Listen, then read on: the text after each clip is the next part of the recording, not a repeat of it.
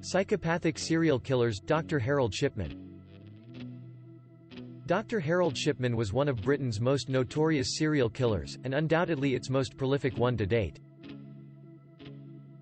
He was charged in 2000 with the murder of 15 patients in his care through lethal overdoses of diamorphine, though later investigations estimate his actual murder toll at around 250 patients over his career. What drove him to do this? We will likely never fully know what drove Shipman to do what he did, since he refused to give any details of motivations or even admit to the crimes right up until his suicide in prison in 2004. This is typical of the sense of control that many psychopaths always like to keep over both their victims and those who are investigating them.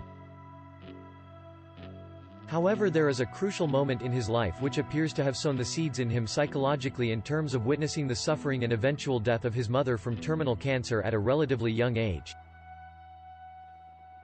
The circumstances surrounding this closely parallel the manner in which he chose to kill his victims and offer the best possible explanations for the motivation he had to murder elderly women in the way he did.